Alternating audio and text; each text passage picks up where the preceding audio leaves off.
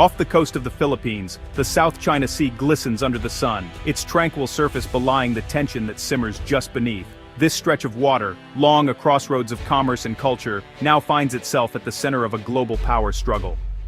But today, the horizon is crowded with steel. The silhouettes of warships cut a stark line against the sky, their presence impossible to ignore.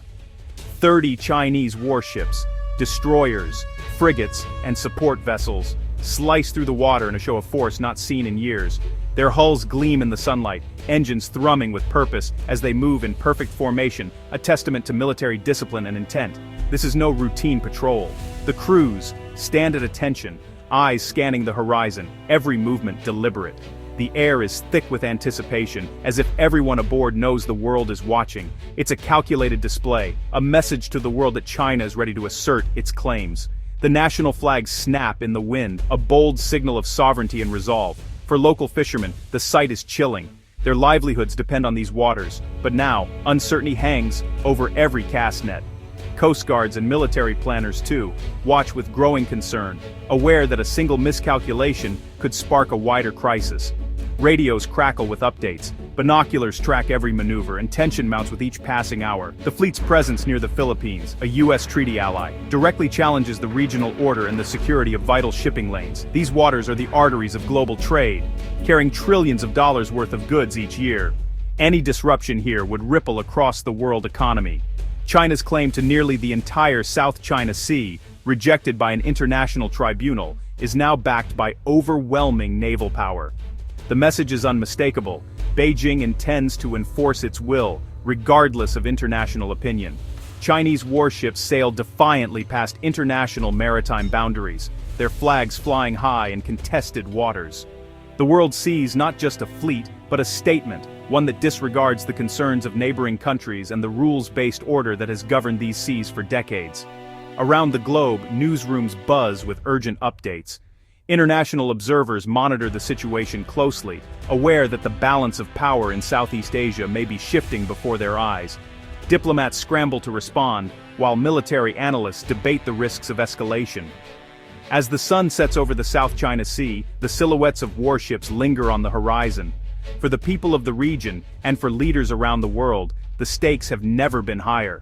The next move could shape the future of Asia and the world. The South China Sea is a global artery. 1/3 of all international shipping passes through here each year. Beneath its surface lie vast reserves of oil and gas, while its waters feed millions through rich fishing grounds. Competing claims, China's sweeping 9-dash line versus the internationally recognized zones of the Philippines, Vietnam, and others, fuel constant friction. In 2016, an international tribunal ruled against China's claims, but Beijing dismissed the verdict. China has since built and militarized artificial islands, turning reefs into military outposts. The latest warship gathering is just the newest move in a long campaign to turn disputed waters into Chinese territory. At the northernmost tip of the Philippines, the windswept Batanes Islands stand as silent sentinels over the Bashi Channel. This narrow stretch of water, often overlooked on the map, is in fact a crucial maritime gateway connecting the South China Sea to the vast Pacific Ocean. For centuries, these islands have watched over the comings and goings of ships, but today, their strategic importance has never been greater. For China, the Bashi Channel is more than just a passage, it's a vital artery for its navy. Submarines and aircraft carriers rely on this deep-water strait to slip undetected from the crowded, contested waters of the South China Sea into the open expanse of the Pacific. This breakout capability is essential for China's ambitions as a maritime power, allowing its fleet to project strength far beyond its shores. But this advantage is fragile. If rival powers were to control the channel, China's warships could find themselves trapped, unable to maneuver freely. The geography of the Bashi Channel makes it a natural bottleneck, one that could be sealed off in times of crisis, cutting off China's access to the Pacific and threatening its naval strategy. The United States and the Philippines are acutely aware of this vulnerability. In recent years, Manila has granted the U.S. expanded access to bases near the channel, transforming sleepy outposts into hubs of surveillance and rapid military response. Advanced radar systems now scan the horizon, and new installations keep a watchful eye on every movement through these waters. Once quiet Batanes has become a frontline outpost. Joint military exercises are now a regular sight, with Filipino and American troops training side by side. Sophisticated weapon systems and defensive measures have been deployed, signaling to the world that this remote region is now a key player in the balance of power. The fate of the Bashi Channel could determine the outcome of any future conflict over Taiwan or the South China Sea. Its waters are now a chessboard, where every move is watched and every decision could tip the scales in a regional crisis. For both Beijing and Washington, control of this choke point is at the heart of their strategic calculations. The channel is not just a line on a map, it's a test of resolve, capability and influence in the Indo-Pacific. As tensions rise and global attention sharpens, the Bashi Channel stands as a flashpoint with consequences that could ripple far beyond Asia, shaping the future of maritime security for years to come. In response to China's assertiveness, the Philippines has pivoted back to its U.S. alliance, invoking the 1951 Mutual Defense Treaty. Under President Marcos Jr., joint U.S.-Philippine military exercises have surged, focusing on amphibious landings and live-fire drills in strategic locations. The expanded defense cooperation agreement now gives U.S. forces access to more bases, especially near Taiwan and the Bashi Channel. High-level meetings and visits underscore a united front, with Washington reaffirming its ironclad commitment to Manila's defense. The alliance is now a central pillar of regional security. The U.S.-Philippines alliance is now backed by advanced weaponry, marking a new era in regional security. This partnership, once defined by joint exercises and shared intelligence, has evolved into a formidable military presence, with both nations investing heavily in cutting-edge missile technology. The symbolism of U.S. and Philippine flags side by side on advanced launchers sends a clear message: the two allies are prepared to defend their interests together. In 2024, the U.S. deployed Typhoon missile launchers to Luzon, a strategic move that extends the reach of American firepower deep into the South China Sea and even to the Chinese coastline.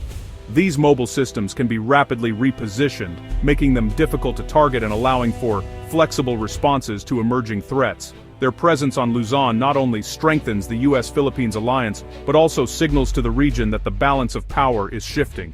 U.S. Marines have positioned mobile anti-ship missile systems in the remote Batanes Islands, a critical choke point at the northern tip of the Philippines. These systems are designed to target and neutralize hostile warships attempting to pass through the Bashi Channel, a vital maritime corridor between the Philippines and Taiwan. By fortifying these islands, the U.S. and the Philippines can monitor and, if necessary, control naval traffic in one of the world's most contested waterways. The Philippines has also acquired BrahMos supersonic cruise missiles from India, adding a new layer of deterrence along its western coastline. The BrahMos, known for its speed and precision, gives the Philippine military the ability to strike hostile ships before they can threaten its shores. This acquisition marks a significant leap in the country's defense capabilities, allowing it to independently project power and defend its maritime claims. These land-based missile systems transform the Philippine archipelago into a network of unsinkable missile platforms. Hidden among dense island vegetation and rugged coastlines, they are difficult to detect and, even harder, to destroy. This layered defense complicates any potential Chinese naval operation, forcing adversaries to contend with threats from multiple directions and locations. The military balance in the region is shifting rapidly. Manila is no longer a passive observer but an active participant in shaping the security environment. With modern equipment and real-time intelligence, Philippine forces are now better prepared to respond to any crisis, working closely with their U.S. counterparts to ensure a coordinated defense. Any aggressor now faces a far more formidable defense network.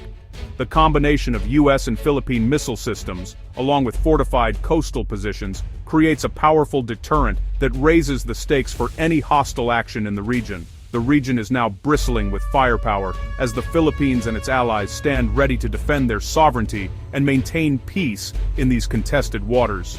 Tensions are no longer abstract, they play out in dangerous encounters at sea and in the air.